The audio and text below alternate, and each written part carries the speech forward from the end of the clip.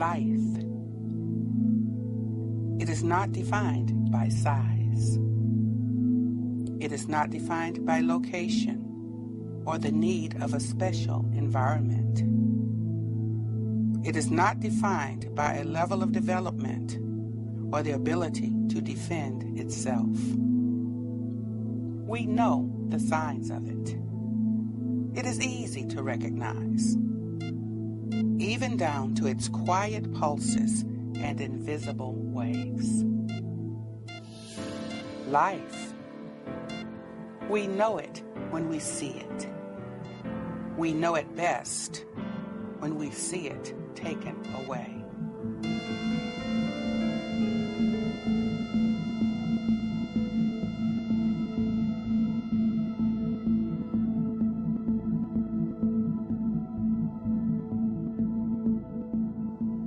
Hello, I'm Alveda King. My uncle, Dr. Martin Luther King Jr. once said, "Injustice anywhere is a threat to justice everywhere." This film explores the action of abortion and resulting consequences. You will hear personal, real-life testimonies and expert commentary as we go on this journey to explore what happens in the abortion industry and how lives are impacted. Few cultural markers are so apparent or have such a monumental impact on our society. This one was advanced by the exploitation of the vulnerable in a campaign of lies and deceit. Bypassing the legislative branches of government, this campaign was brought before our unelected judicial branch, unaccountable to the people. The court made abortion a woman's right, the inherent authority to rule over her body, and over the separate and distinct life growing inside of her. Euphemisms were employed to make the child seem less than human. This slaughter was sanctioned not under constitutional authority, but out of the darkest places of men's hearts. Effectively, it is a right to murder. To justify it, the court had to ignore the indisputable facts of science. It was as clear in 1973 as it is today, as it was in the mid-19th century, when state legislators codified abortion statutes in a change of the common law where abortion had been illegal, but only after quickening. This change came after being informed by science that human life began at conception. In 1857, the American Medical Association, quote, "The independent and actual existence of the child before birth as a living being is a matter of objective science." But once they realized it was a human being, then they put laws in place after the 1860s, after they understood that biology. There was a movement led in the states by doctors to prohibit abortion. Well, life was defined in the law at the time as an immediate gift of God, a right inherent in nature in every individual, and it begins in contemplation of law as soon as the infant stirs in its mother's womb. Well, we have better instruments today to determine when life begins than they did. They said it began at quickening or when the baby kicked. But, of course, today we know it begins at conception. Justice Harry Blackmun said, well, religion, science, philosophers, they disagree on when life begins. Therefore, the court will not take a position on when it begins. In Roe v. Wade, they said, at this state in the development of man's knowledge, we don't know when human life begins. Well, that's an intellectually dishonest lie. Well, this argument that we don't know when life begins is not an argument based on any biological facts. U.S. Senate report states, physicians, biologists, and other scientists agree that conception marks the beginning of the life of a human being, a being that is alive and is a member of the human species. There is an overwhelming agreement on this point in countless medical, biological, and scientific writings. It's definitely not the woman's body then, but it is still that new life, that new embryo, that new beginning as a separate human being.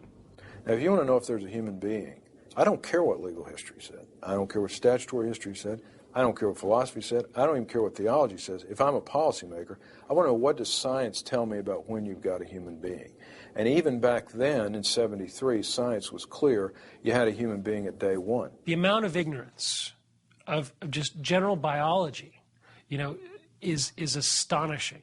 I mean, we have a situation where we have politicians who go up and they quote things from the 13th century, you know, saying they don't know when life begins. I mean, anybody who's serious knows when life begins. I mean, the textbooks are there. The science is done. Oh, yea, oh, yea, oh, yea. All persons having business before the Honorable, the Supreme Court of the United States are admonished to draw near and give their attention, for the court is now sitting.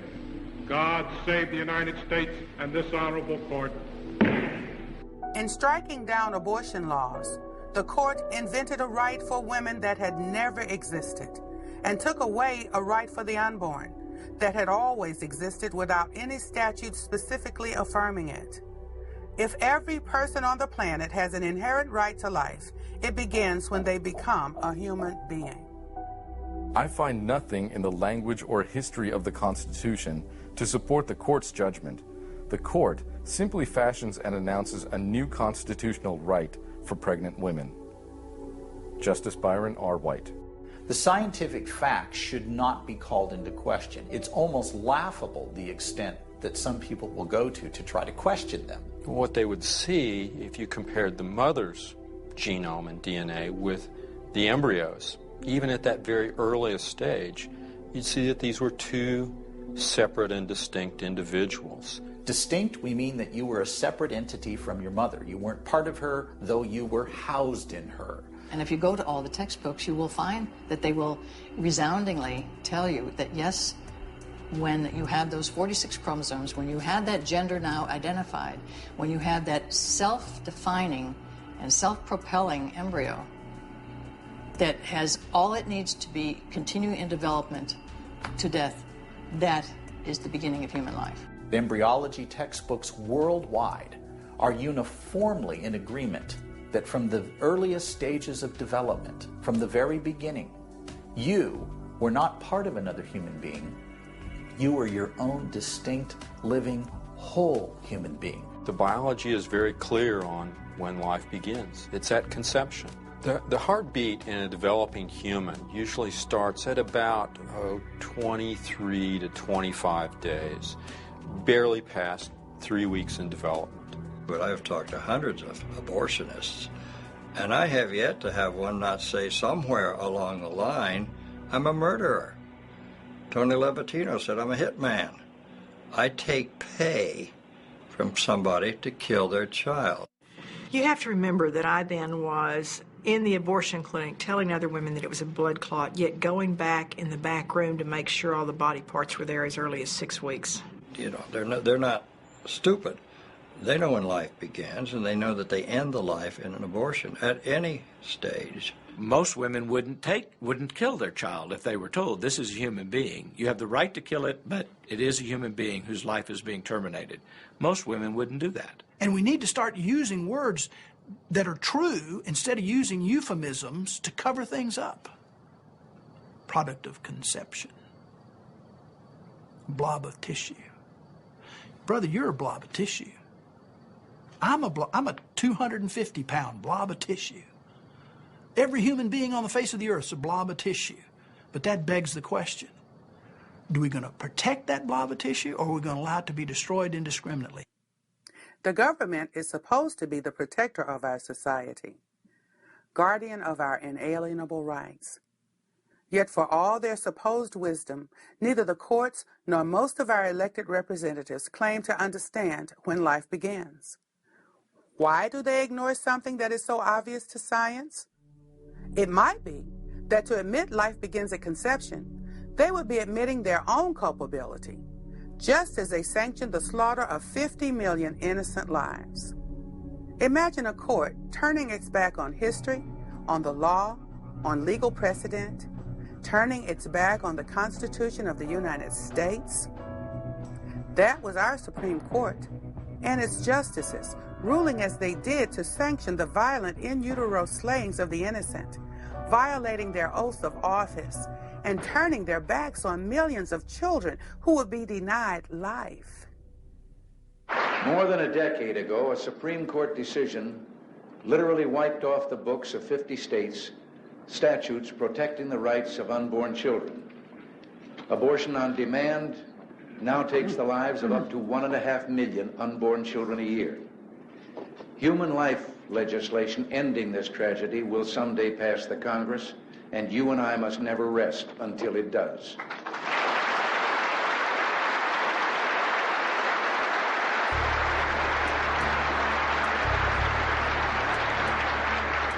Unless and until it can be proven that the unborn child is not a living entity, then its right to life, liberty, and the pursuit of happiness must be protected. And the founders of the Constitution said, in order to secure the blessings of liberty to ourselves and our posterity, we do ordain and establish this Constitution for the United States of America.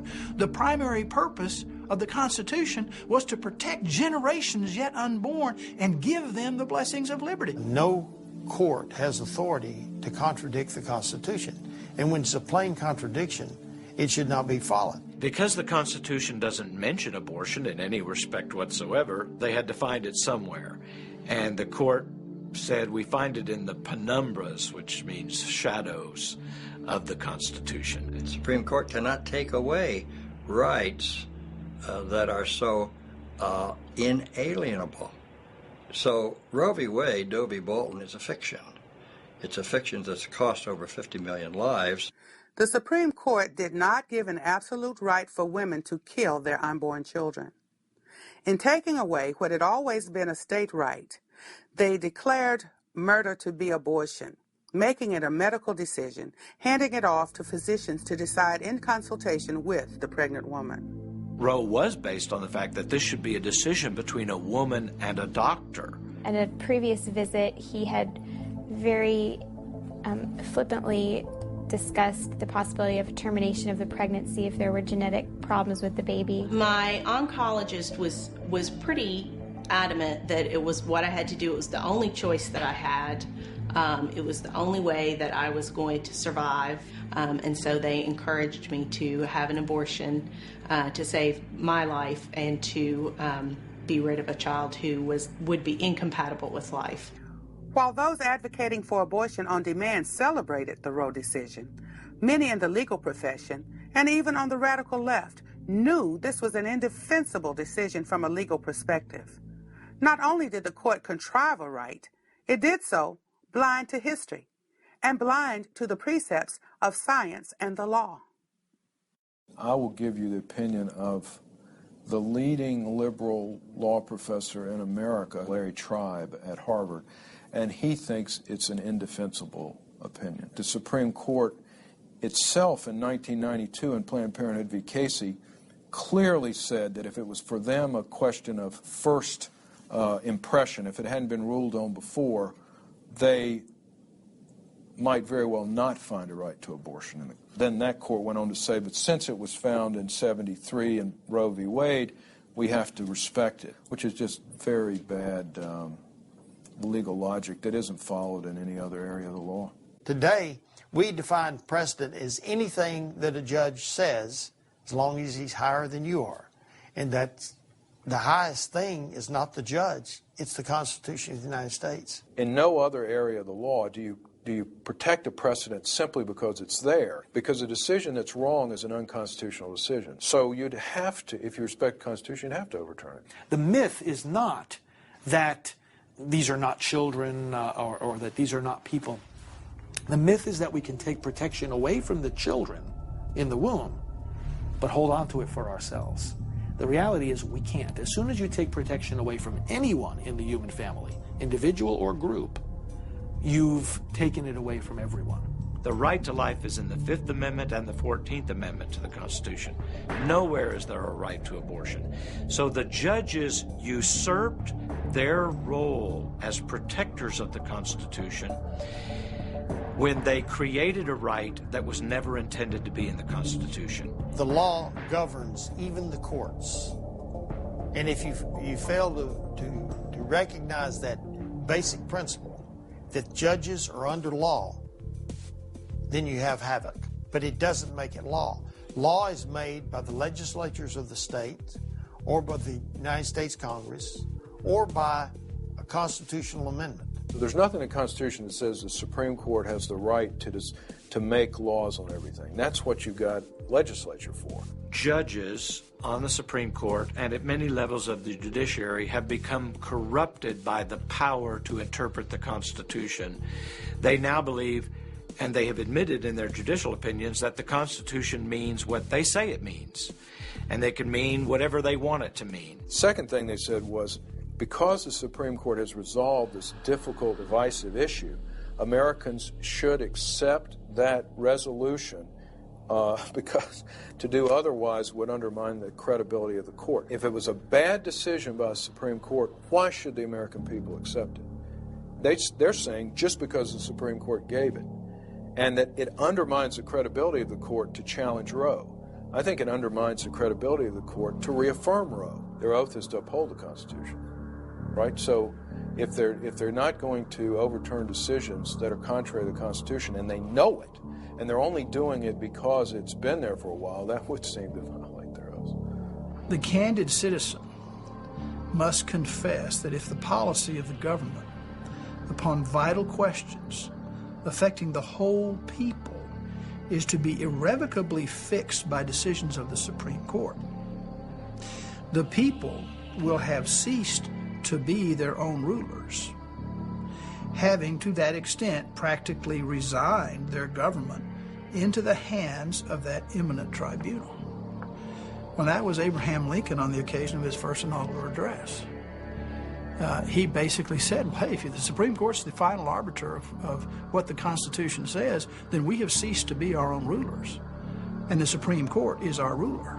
A predictable outcome that has developed from this fabricated right can be seen in one segment of our society. If abortion continues and the prevailing trend persists, the African American community will see a sharper decline in population, as we are no longer at the 2.1 replacement rate necessary to maintain a stable population. In time, our distinctive population will become politically irrelevant. All we have fought for and achieved to this point in our history will have been for nothing but a brief moment when we did make a difference and did have a say on the American political stage.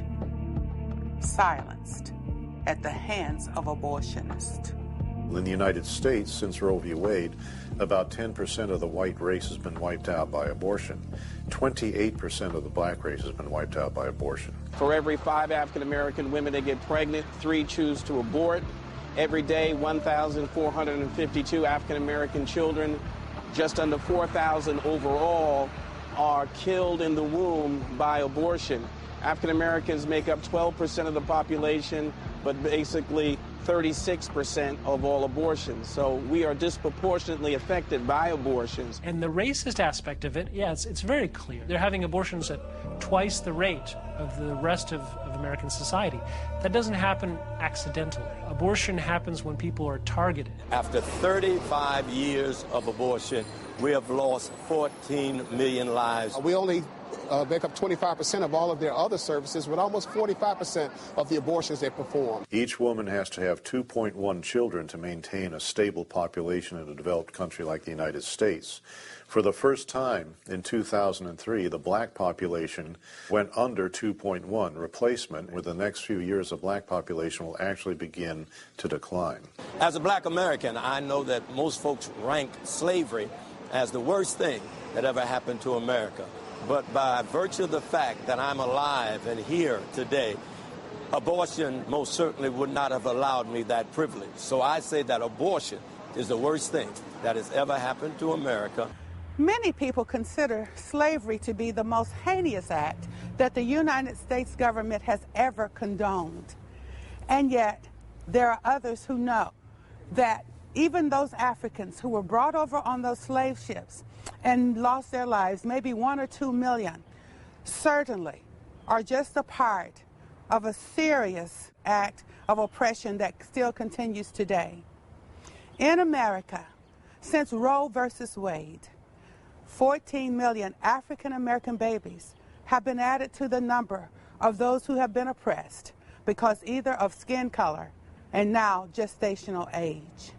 I think the greatest failure in reference to the abortion issue has been black leadership. I'm terribly, terribly, terribly concerned that the black church, our black congressional representatives, and our social organizations such as the NAACP have been deathly silent on this issue. And if silence is consent, then we have this horrific reality that black leadership is helping to perpetrate the genocide of their own people. Our lives begin to end the day we become silent about things that matter. Dr. Martin Luther King Jr. Planned Parenthood of Georgia, strategically located in the heart of the Georgia State University community. All around you, you see the student buildings and young students walking back and forth in the community. People often wonder why young people and even children are having sex earlier and earlier. Well, it's not so hard to figure out. You have Planned Parenthood in the middle of your college communities, not far from your high schools, and young people walking back and forth. They can walk right in and get free birth control or very low-priced birth control and free condoms. And when the condoms don't work and when the birth control fails, they can go right back and get an abortion. 20 years after Roe v. Wade, that for 20 years people have organized their personal lives around the availability of abortion as a backup when contraception fails. Planned Parenthood is one of the biggest distributors of birth control devices, but these birth control devices fail 2 million times a year in the United States.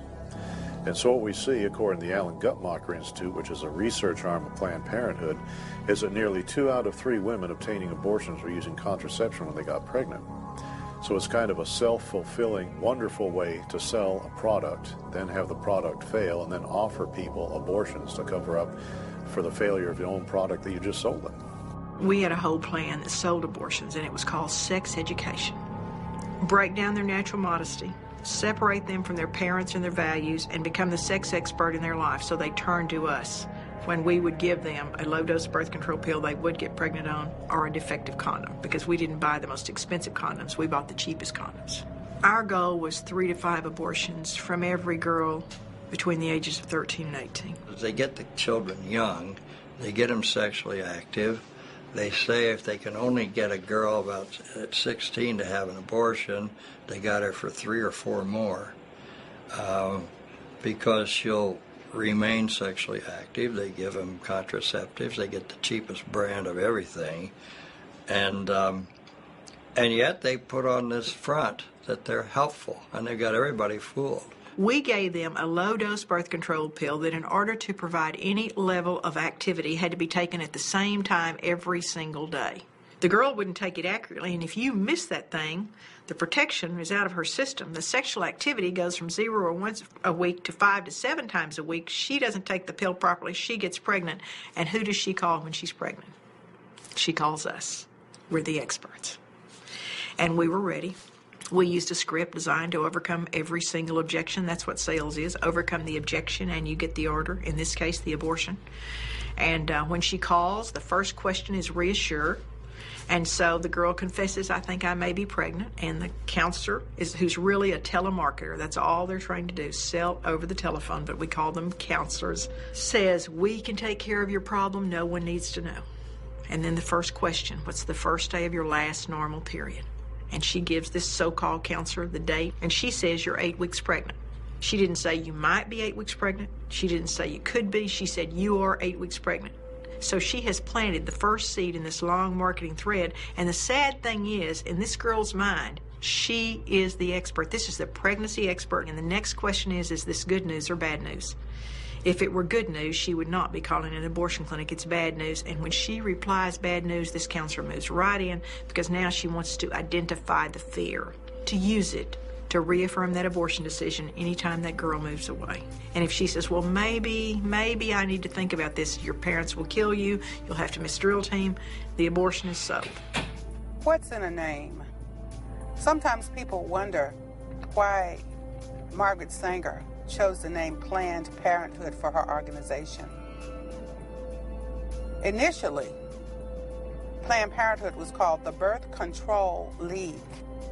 People thought the word control was too intimidating, too threatening. And so they said, let's make it sound like something nice, Planned Parenthood. So when people look for us, they think we want to help them plan something that's good for them. So therefore, we have the name Planned Parenthood. How deceptive. Planned Parenthood helps people through the influence of Margaret Sanger, its founder, to sterilize people, to abort babies, to murder babies, and to hurt women. Planned Parenthood performs the lion's share of abortions in America, all under the name of something that sounds so helpful, Planned Parenthood. Margaret Sanger said that she wanted to rid the world of human weeds, and the Nazis said exactly the same thing, life unworthy of life. She was a racist and eugenicist, and the purpose of her organization, which was originally called the American Birth Control League, was summed up by one of its mastheads on the Birth Control Review, which was to breed a race of thoroughbreds.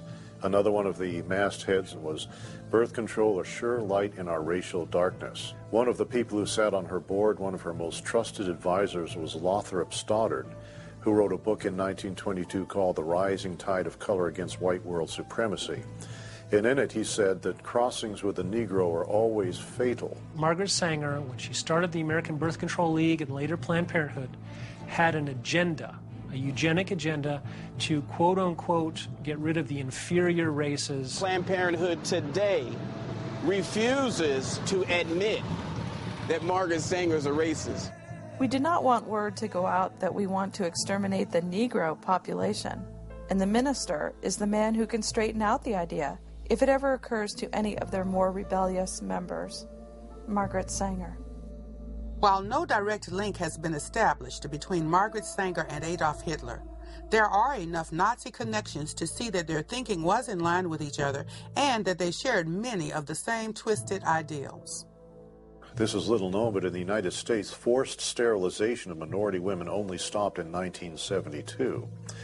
Several 100,000 minority women were forcibly sterilized against their will under the Buck v. Bell Supreme Court decision of 1929, where one of the Supreme Court justices said famously, 3 generations of imbeciles is enough. The Negro Project was specifically aimed at having people go throughout the South and convince the Negroes not to have children. Margaret Sanger was deeply involved in eugenics in the United States. Hearts of the ideas that the Nazis came up with were generated by U.S. and British eugenicists. In Margaret Sanger's premier publication, which was called the Birth Control Review, they ran articles written by doctors of the Third Reich. We also know that in Nazi Germany there was a Dr. Hans Harmsen who was writing all of the sterilization laws for the Third Reich. And that after World War II, Hans Harmsen was part of the group that started the German affiliate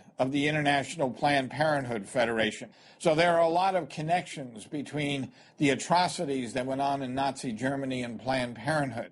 Although forced sterilizations of black women ended in 1972, the eugenics movement continued with the striking down of state laws in 1973 with the onset of Roe v. Wade. While the method had changed, the outcome was still in place. But now, eugenicists would be able to continue to kill babies and hurt women on a massive scale. With the targeting of minority communities and encouraging abortions at a high enough rate, they could ensure a decline in the population of those that Margaret Sanger considered to be weeds. Planned Parenthood is nothing more than a shell for the eugenics campaign that began a couple hundred years ago. This whole Holocaust in the African American community is based on racism by Planned Parenthood. Most people are familiar with Roe, the case that made abortion possible through the first trimester. It was the case of Doe versus Bolton, centered about Sandra Cano, that made abortion possible through all 3 trimesters. This decision made it possible to kill a fully viable human being up until the very day of birth. Most people think abortion is legal only to 3 months of pregnancy in the United States, whereas we all know, those of us who are in the business know that this is legal for all 9 months of pregnancy until the very day of birth. Now, abortions are done through all 9 months of pregnancy, not because of Roe v. Wade, but because of Doe v. Bolte, that said for the health of the mother, an abortion can be completed through all 9 months of pregnancy. But the problem was that health was defined as mental health. And we would say to this scared young woman, you would have problems with this pregnancy should you carry it to term, wouldn't you? She'd say yes, and we'd chart it emotional health. Over 60% of the people didn't believe that abortions took place past 20 weeks. Unfortunately, abortion has been decriminalized all the way through the moment of birth. Once the protections of life were removed from all 9 months of pregnancy, Planned Parenthood accelerated their eugenic agenda by placing a majority of their now legal abortion clinics in minority neighborhoods. Planned Parenthood Federation of America locates most of its abortion clinics in minority neighborhoods. Planned Parenthood does most of its abortions on minority women. Knowing they could not get the approval of the people, nor of the legislatures of most of the states, nor Congress, those seeking to legalize abortion armed themselves with lies and false statistics. Bypassing the lawmaking branch of the government, they took their contrived evidence to the courts. In NARAL, we generally emphasize the drama of the individual case, not the mass statistics. But when we spoke of the latter, it was always 5,000 to 10,000 deaths a year. I confess that I knew the figures were totally false, and I suppose the others did too. Dr. Bernard Nathanson, co-founder of NARAL. The true numbers were, before abortion was legalized, about 40 to 70 women died every year of abortions in the United States. Now, the trouble here is that those were all very heavily publicized. After Roe v. Wade, they're covered up. So we think that the number of 50 to 100 women being killed by so-called safe and legal abortion is probably still accurate in the United States. Those seeking to end laws protecting the unborn found the perfect pawns to take the fall in their deadly crusade. Sharp, articulate, well-educated women were driven to prey on their vulnerable sisters, manipulating them into thinking their support for abortion would make their lives significantly better. Both Norma McCorvey and Sandra Cano, whose names are forever linked with the murder of unborn babies, never had abortions. They gave life to their children while shrewd lawyers used their names to suck the life from millions of other so-called unwanted children. Sarah Weddington and Linda Coffey had to have a pregnant woman who would sign the form, who would sign on the dotted line. I'm not an Ivy League person, never have been. When I came along, I was just like the prize they had waited for.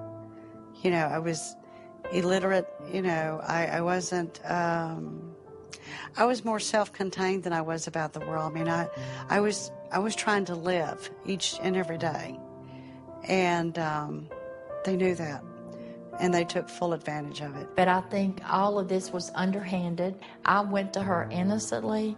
I didn't have money. I needed a divorce, and I wanted my 2 children home. She had put the point to me, if a woman and a man work, should they not be able to make the same amount? They did the same job. To me, that made sense, and I said, sure. I had no knowledge that this was to do with abortion or trying to legalize abortion. I went down to Linda Coffey's office. I was trying to read what I was signing. And they said, oh, no, don't worry about it. We're your friends. We're going to help you. I never had to go to any of the court proceedings. The only thing I did was sign the piece of paper that brought Roe versus Wade into being. While these lawyers were calling for the right of choice for women, where's the choice when only one option is offered? That's an essential fallacy in the woman's so-called right to choose. In most cases, it's not a choice at all. A decision is reached without all the facts or based on misinformation. Other options are not presented, and a deadly course of action is forced on a woman. We have to talk about something that uses lies, coercion. The number one slogan for abortion is pro-choice. And the ironic thing about that slogan is that when you ask women who had abortions, why did you have that abortion?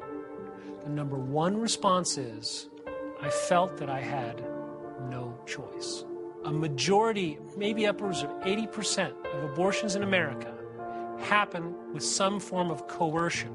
In other words, not the woman's choice. I had this one lady that called me one afternoon, and she said that she wanted to make an appointment for her daughter to come in and have an abortion. I said, does she want to have the abortion?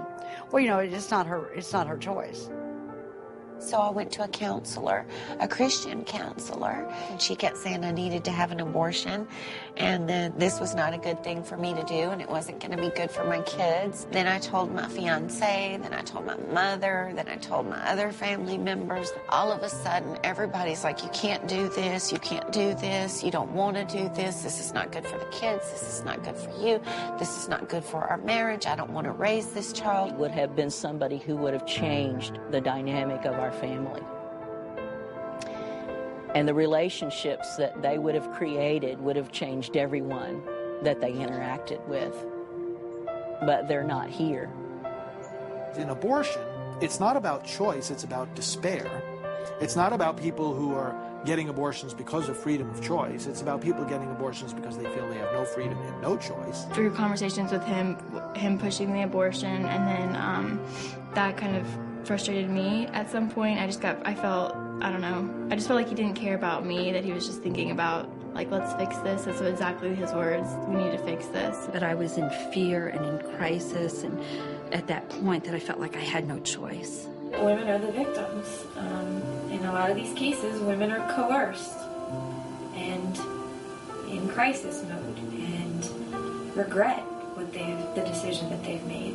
Women feel threatened that if they don't have an abortion, their lives will be punished for it. The stories of the boyfriend saying, I'll give you the $300 and our relationship will continue if you have the abortion. If you choose to keep the baby, there's the door. I was dating a young man, and we got pregnant. And the first words out of his mouth to me were, "You're not having it, are you?" And I remember that sinking feeling in my heart, and I thought, well, no, I guess not. And I felt so much pressure. Absolutely do not think that my choice was a choice. I think it was, like I said before, I think it felt like an ultimatum. They're all now screaming at me. It felt like they were screaming at me. They were constantly insisting, you've got to kill him, you've got to abort him, you can't do this, you've got to go to the clinic, you've got to hurry up. Every week that you wait is making it worse. Go, go, go, go. And I finally couldn't take all of their pressure and how supposedly I'm going to make everybody's life miserable. It was relentless. It was like I couldn't even go through the day without hearing them, whether they were actually speaking to me or I'm just remembering something they said to me a couple of hours ago. I mean, they just bombarded me with it. So I guess I have to bear this burden so that everybody else can be okay. Too often, through coercion, the woman goes on to have an abortion, convinced she's in trouble and that the procedure will get her out of it. Unfortunately, the trouble has only just begun. The physical and emotional consequences of her decision are often devastating, well outlasting the 9 months she would have carried her baby, or even the time it takes for that baby to reach adulthood. We remembered what our girlfriends looked like before and after. Because abortion goes to the core of who we are as women, and the fact that we are involved in nurturing life, that an abortion experience really does leave a mark. There's something that happens to a woman's mind once they pass what I call that fine line. Abortion is so shameful and secretive that many women don't tell anybody that they've had an abortion. They won't say anything for 20, 30, 40, 55 years, sometimes on their deathbeds.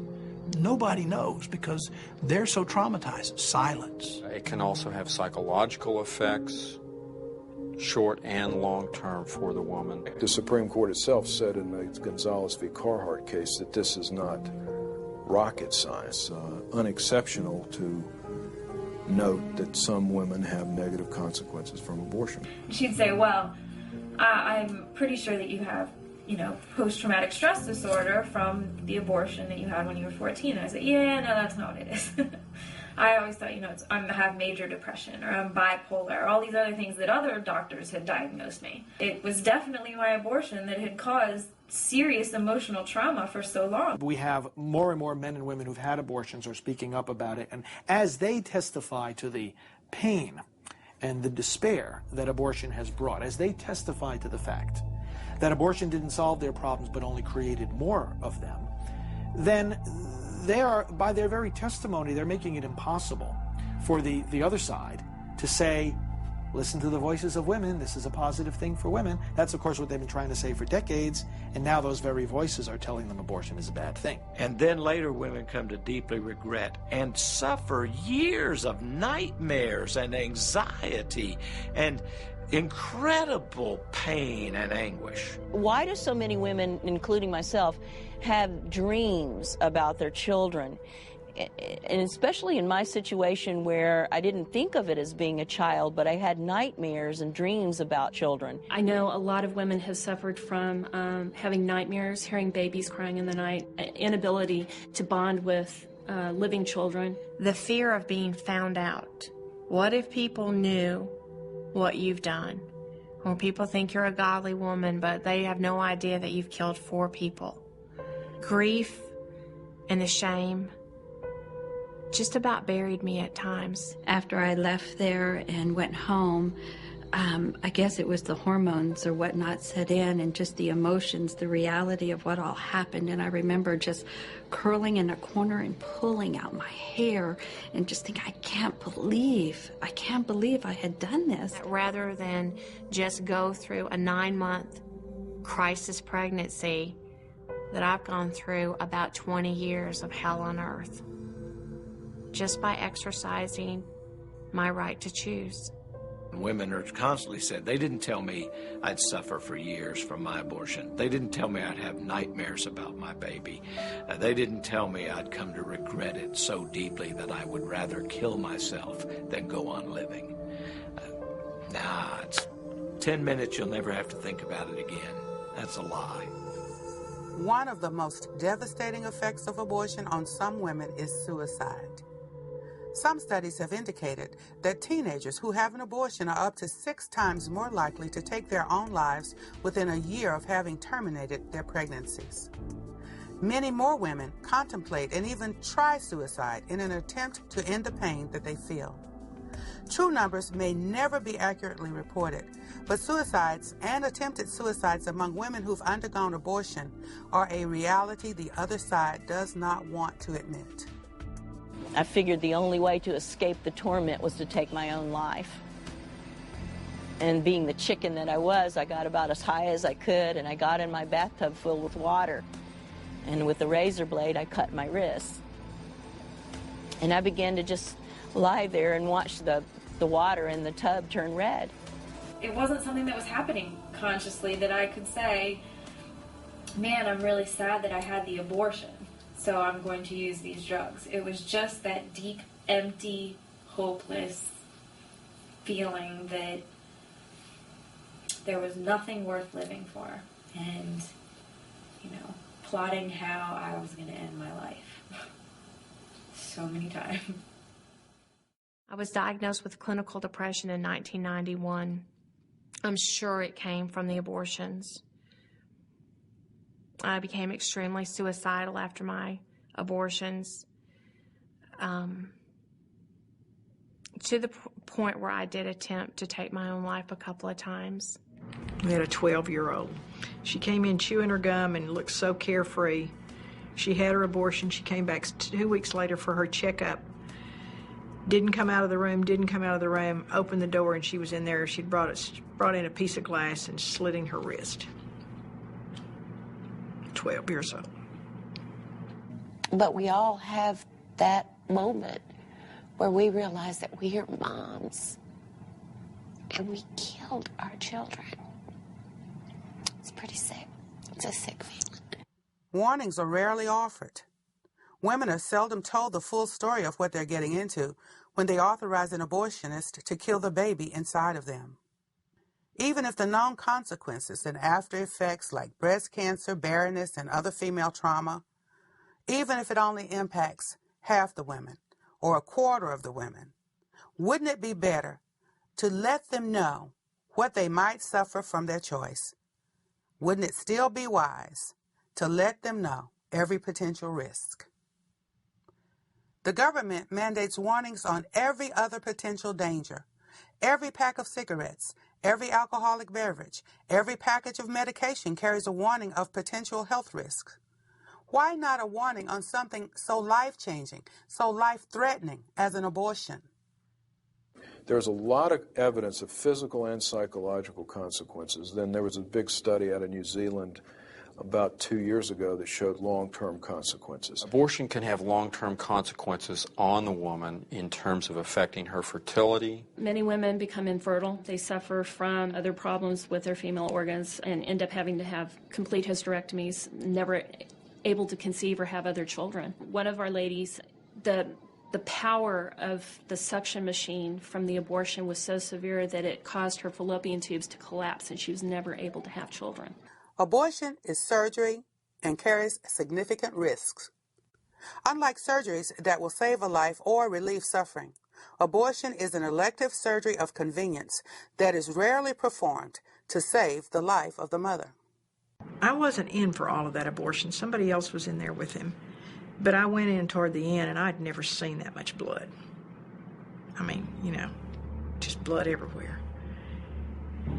And we put her in the recovery room, and she just filled the bed. And we changed the bed a couple of times, and her blood pressure was erratic, and the doctor left.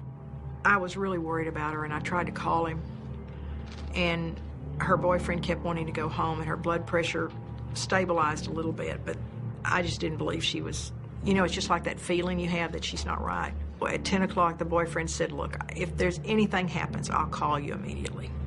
And at 4:30, he called the doctor, and he didn't take the history, and he said put her in a tub of hot water, and when he did, the last little bit of blood in her body ran out.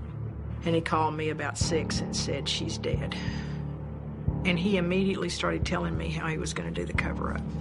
And somehow it all worked out, and the autopsy didn't show anything, and no charges were filed, and nothing happened. The newspapers didn't call, nobody came. We killed that woman and did abortions the next morning.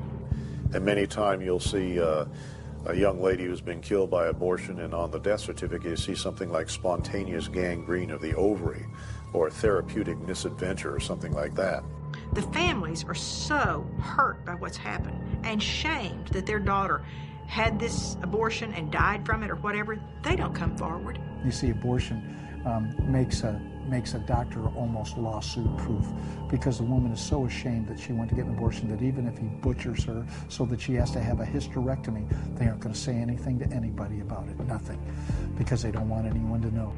We had one girl, 22 years old, a model, who danced in, jumped up on the table, laughed at the doctor that she didn't wear underwear.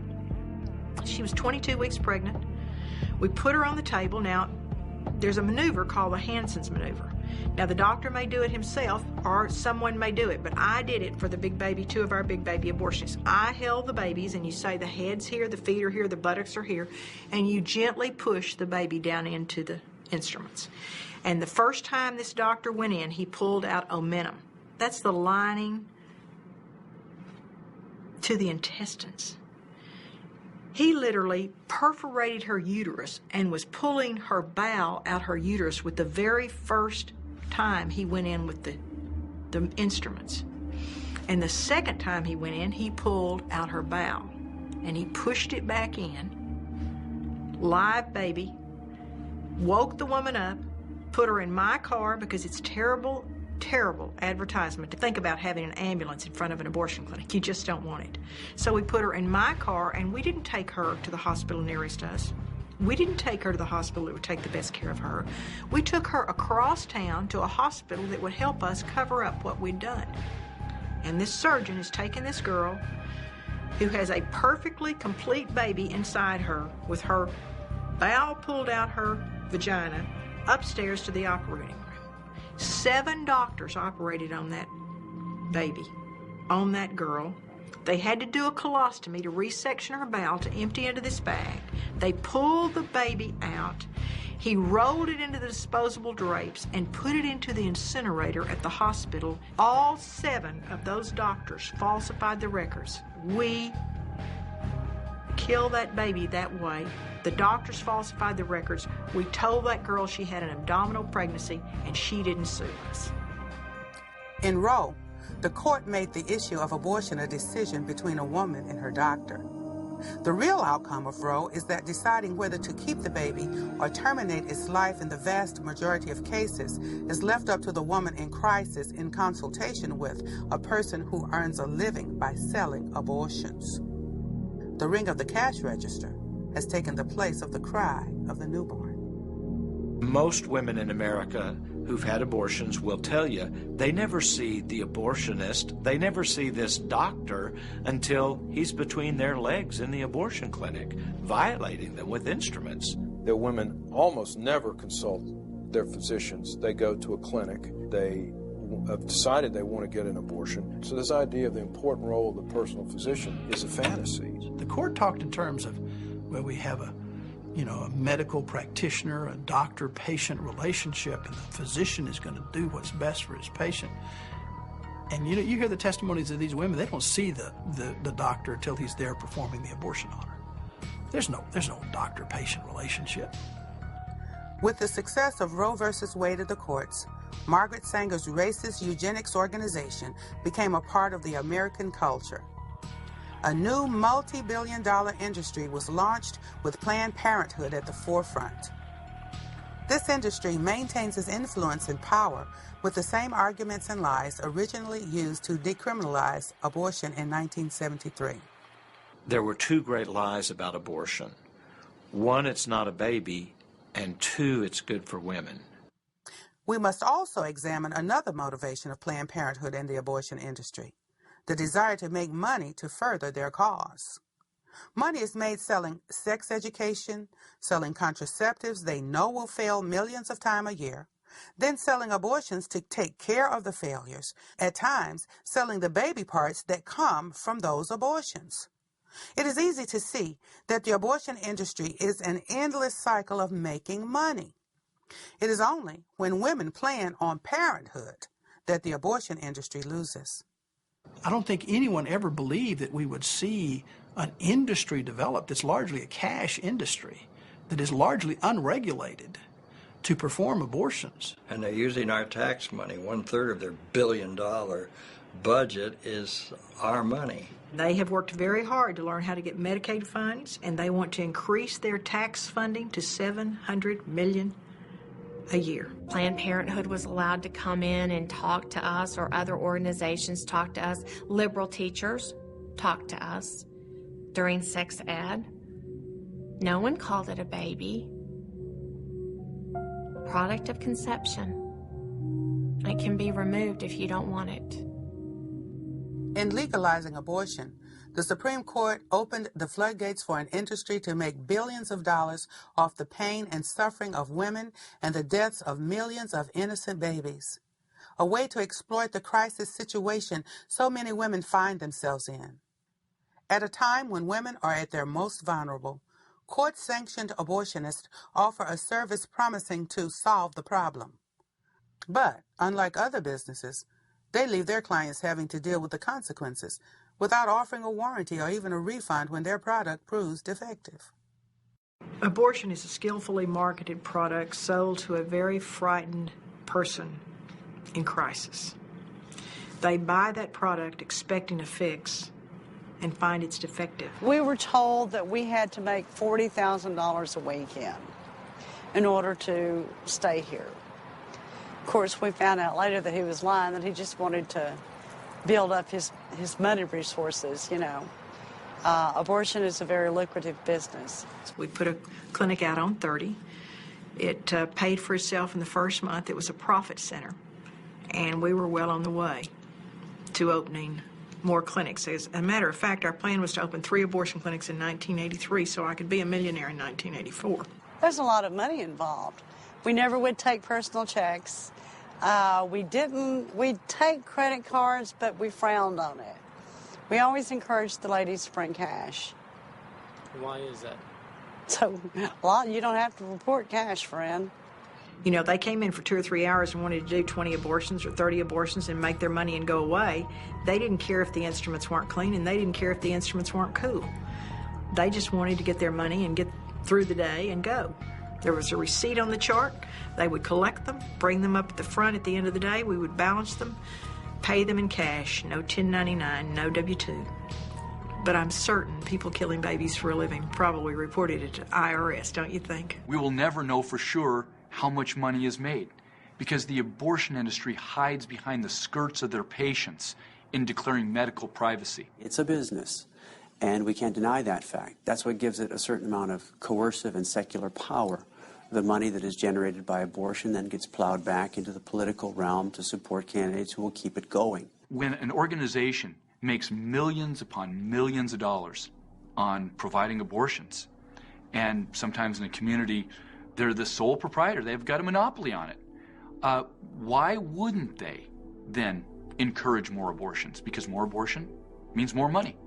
More money means that they can go back to the government coffers in the case of Planned Parenthood and say, look at all the good we're doing. And so they can ask for more government money.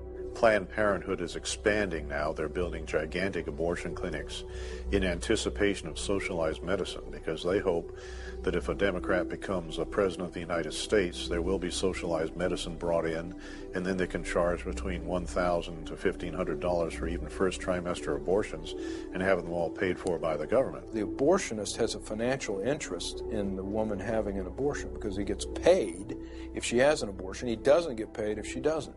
Now, what do you think he's going to tell her to do? We knew how many people, how many calls they got, and what their percentage of completion was. And their raises were based on the percentage of completed abortions. And they got bonuses and could make pretty good money doing that. If helping women were at the heart of the abortion industry, the so-called service of ending the baby's life could be offered for far less money than is typically charged. The clinic could remain in business and still realize a profit. But that's not it. The abortionist and the abortionist clinic thrive by taking advantage of women in crisis. Very quickly, it was no longer about selling abortions to other women. It was about money. I saw the potential to make great money. I answered the phone at home at night so we wouldn't miss an abortion. But she is allowed to watch her pregnancy test turn positive or negative, and they would point to a chart on the wall and say, this is a positive test and this is a negative test, and if it's positive, we trained our people to reach over and grab the bony part of her elbow and squeeze. And you see, she's confused. She's hurting. She's just gotten this news that she's pregnant, and she's upset. So you grab the bony part of her elbow and squeeze to get her attention and say, if you have your money, we can take care of this right now. They did a pregnancy test. They said it was positive, and they asked me, did I have the money? They told me if I didn't have it that day that I would have to come back and it would cost more money because I was right at the 13-week point. You see, we knew if she went home and talked about it, her support system might help her and might tell her abortion wasn't the answer, but if she just did it right then, it was taken care of. But a certain percentage of those pregnancy tests are negative. They're not all positive. And remember, it costs the same amount of money to get a non-pregnant one in as it does a pregnant one. So if her test was negative, we had a different sales technique. We said, this test is negative. But you know, this test is not sensitive enough to pick up a very early pregnancy. You could still be pregnant and this test would be negative. And you want to know for sure today, don't you? And she would say yes. And we'd say, okay, we have another test we can do. We will just do this sonogram. And we put her on that table as I could put any man, woman, or child on that table.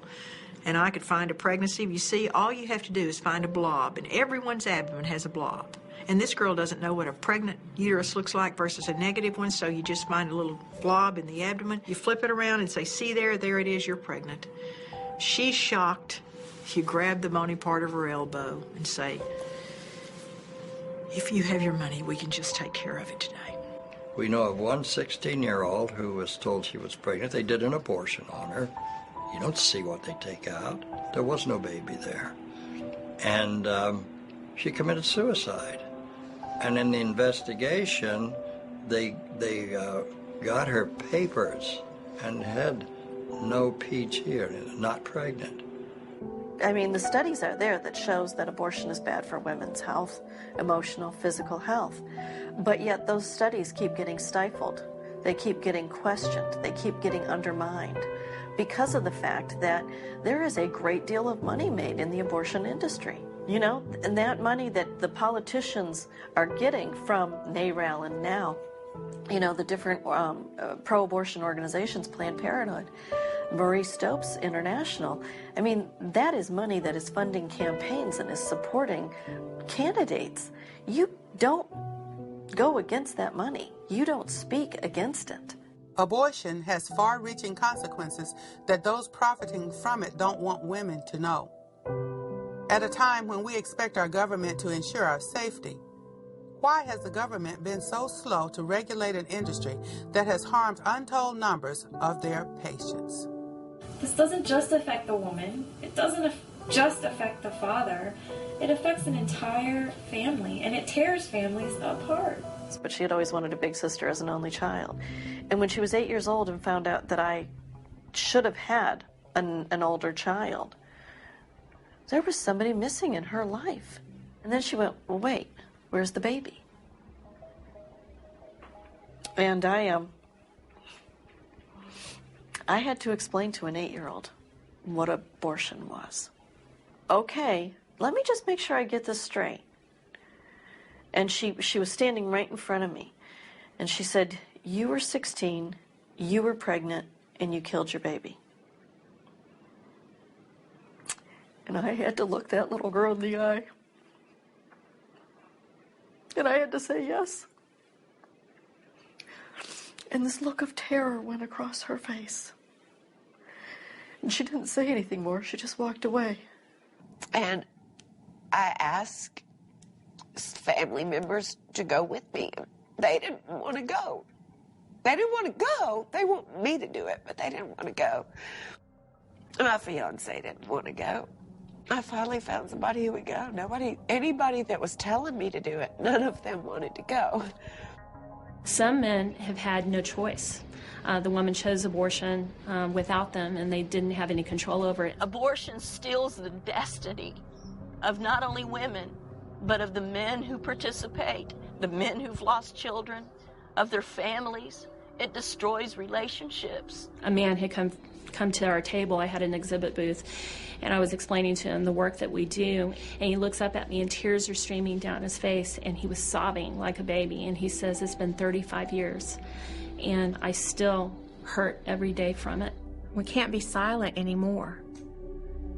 Millions of women's lives have been devastated, and the fathers, we just write them off. They're just forgotten about. But I'm telling you, the multitudes of people that have been hurt by abortion, it's just unfathomable. With Roe, the Supreme Court took away from the states the right to restrict abortions within their own jurisdictions, but it was thought that the states would regulate the clinics that performed the procedure. The truth is, for years, they were left alone. The dirty back alley abortionists simply moved into the open without cleaning up their operations. This was a highly profitable business, and the safety of women was seldom a factor when it came to the bottom line. You know, we were doing 20, 30 abortions an hour if we could, at least 20. We had 21 sets of instruments. That's all we had. So we couldn't possibly bring those instruments out, clean them, sterilize them, bring the temperature up in the sterilizer and then 20 minutes sterilization, and then cool them down. I've had more experience than I'd like to have ever had on the dirty, filthy conditions inside of abortion clinics. When we were in Southern California, we would chase these little rotten abortionists around LA and San Diego and Orange County, and they would set up in these little strip malls, literally sign a lease today and be killing babies tomorrow. We would go and dig in their trash cans, and they would take the cash receipts and throw them away, and the babies would just be thrown in with the daily trash, obviously violating all the health codes in the book. Well, yeah, I mean, we had an infection rate of about 75%, you know, but that was just from unsterilized equipment. Our complication rate at the end of my time, last 18 months, was when about 1 out of every 500 had a major life-changing surgery or died. We had one woman die. But because there are no real statistics, and if you can cover it up, you don't report it, and none of ours were ever reported. So we don't really know. Some of the conditions we send our operatives in, and I've been in there personally, you'd see literally blood on the floor, blood on the walls, cockroaches and mice feces. Some of these places, you wouldn't want to get your hair cut in these places, let alone have a very invasive surgical procedure. The big hospital in Dallas will tell you, the doctors will tell you that they saw botched abortions or see botched abortions all the time. One of the reasons we were able to regulate the abortion clinics in Texas was because of the bad abortionists that had been reported. I mean, one girl died and they went in to examine the clinic and they were using rusted instruments and had no sterilizer and no hot water. The life of the woman who decides to abort her baby will never be the same. There will never be a day when that decision won't affect her in some way, physically, emotionally, or spiritually. But the consequences of taking a baby's life aren't hers alone. The men and women who work in the abortion industry pay a price as well. Seeing the killing of innocent babies day in and day out takes an enormous emotional toll. But no one talks about what happens inside the abortion clinic. And everyone fights. It's the most chaotic place you can imagine. The doctors fight, the nurses fight, everybody's taking drugs, everybody's drinking, they're having affairs. This movement is surrounded by so many lies and distortions and obfuscations that the vast majority of people haven't the slightest idea what an abortion is. But it's pretty gruesome to look at that baby and see that it really is a human being. And, no different from you or me except in size. I recognized I'd been involved in the death of 35,000 babies. The murder of one woman who bled to death from a second trimester abortion. 19 women who'd had hysterectomies or colostomies. And never had one appeared in the newspapers, no lawsuit. But the thing I couldn't deal with was the fact that I had taken the life of my own child by abortion. You can't deal with death and lies on a daily basis without being greatly affected by it. And nobody worked in that clinic that didn't go to the back and put babies' parts together. And even if you didn't put the parts together, there were times when you walked back there and they were on a towel. I conscripted a fellow gynecologist who was doing abortions at that time to put an ultrasound transducer on the abdomen of women who were having abortions, which depicted the fetus being chased by the abortionist and ultimately killed, sucked out, and decimated. I already knew that what was going on was not right, but during this 5-day process, they would insert this expandable seaweed thing into your cervix to slowly dilate you over the 5-day process. About the 3rd day, I was laying on an examination table, and my baby began to kick a lot on that table. And I remember thinking, something is wrong, and she's trying to tell me that. And she was right, because then George Tiller came in and he proceeded to insert a large needle into my abdomen, and almost immediately my baby stopped kicking and I never felt her again. So I know that's the moment that she died, but it took another 2 days approximately before I went into labor. The nurse would, walk down the line, shove her hand under the blanket, feel around, and if she decided that you were dilated enough, you got wheeled into another room. She takes me and my IV in my wheelchair into this other room where all the other women had gone, and I realized that the room that we're in is sort of a closet with a toilet. And the nurse told me to lean on her in order to push my baby into the toilet. Baby was already dead at this point, but how disgraceful and disgusting that that's what we do with these children. So That hurts a lot. That I have a baby in heaven that I thought so little of that I left her in a toilet. The result was a tape of a fetus being attacked by the abortionist from below while we filmed from above. In other words, at the top of the uterus. And the results of this film were so ghastly and hideous. It actually showed the fetus being torn apart in living color. This was not ultrasound black and white, but this was living color. Delivering a head is very, very difficult, even at, say, 20 weeks. I mean, I had one abortionist keep a girl on the table for 6 hours trying to crush a head. He couldn't do it. I felt them taking parts out of my body. You know, I've spent the better part of 20 years trying not to remember that, but I do. Nobody knows what goes on in the abortion clinic. The most promising choice is the decision that favors life, the decision to carry the baby to term.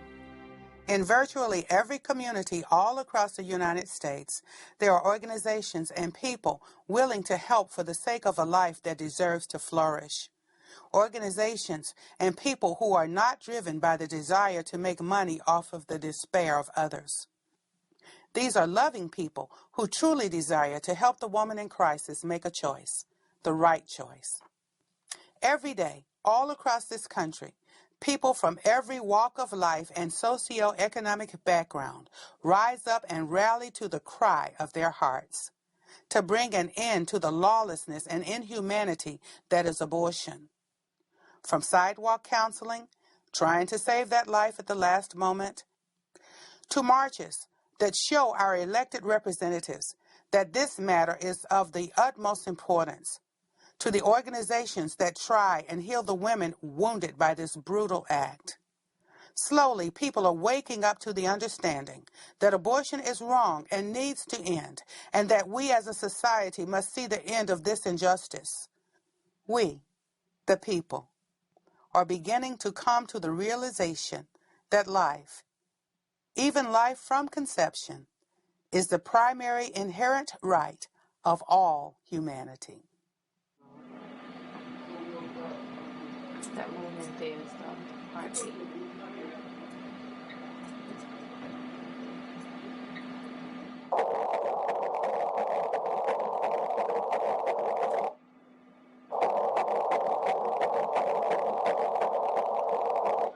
Sounds like a grown person.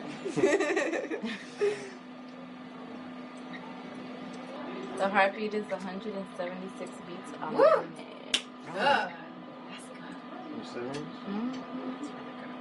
That's normal? That's very normal. I know they heartbeat very fast. Right, yeah, and then as the pregnancy progresses, it slows down. Yeah. And every day I think about what could have been. What could have been if I had my baby. They just don't know about the resources, and they're in complete despair. So we need to be there to love them and to show them that we care for them and to give them the help they need. So if there's a woman that's considering abortion, that to not buy that lie, that they will miss the greatest blessing of their life. And these women need to hear that, that they're special and loved. It helps 100%. Because they don't want to necessarily see like big posters and signs of what they're doing. They know that it's wrong. They know. They want to hear that they're loved and that there's hope. Everyone that had an abortion was encouraging me not to have an abortion, basically telling me to learn from their mistake, learn from them that it's not what I need to do. When you're fighting for your life, you need to know what you're fighting for. And if what you're fighting for is life, then how do you destroy a life in an effort to fight that fight? It's almost hypocritical. I'm fighting so hard to save myself that I'll kill someone else to get that. When I share about what I've done, it's with the hope that I can reach one woman with the truth about abortion so she will not make the same choice I did. that she will not buy the lie. Once you heal from that abortion, all of those issues that were in your life evaporate. They go away. They get resolved. I needed to let it go. I needed to let God forgive me. And once I did, and once I really put a face on that problem, I've never had those issues with depression. It was pretty much all just about the mother, and basically it was like the child didn't even matter. It was, 100% just a mother's health issue.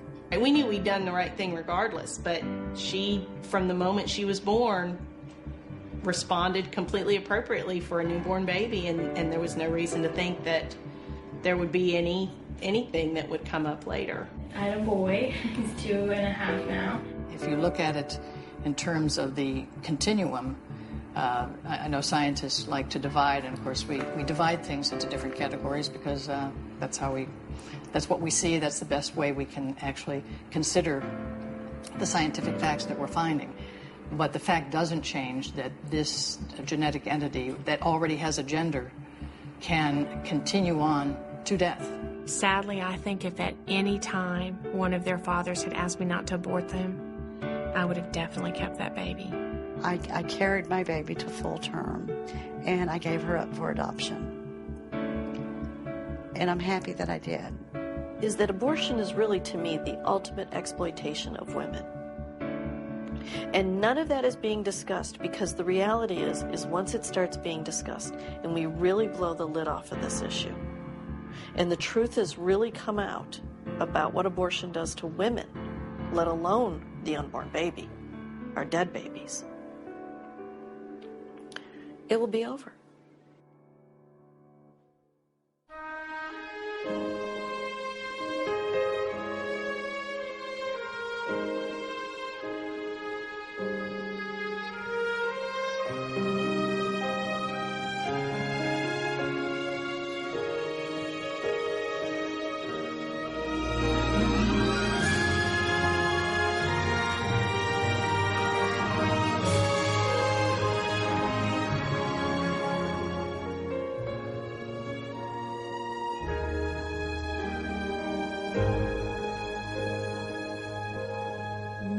Be still when your back's against the wall.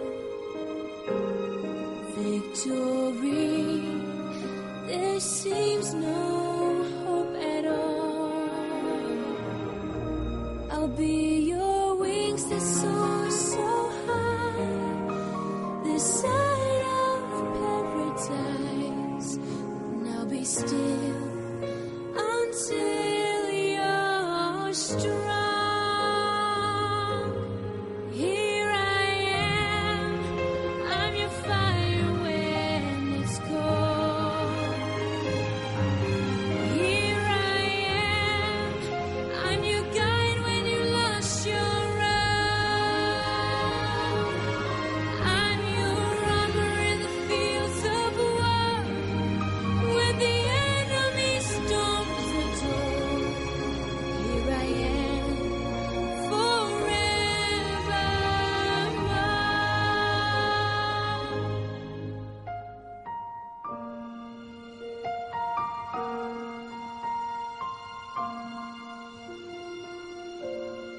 Take my hand when shadows hide your way. Take my hand, there'll come a brighter day. For the love of you and me is for eternity. Take my hand, close by your stay. Here I am, I'm your fire when it's cold. Here I am, I'm your guide when you lost your road. I'm your bridge above the stormy sea when I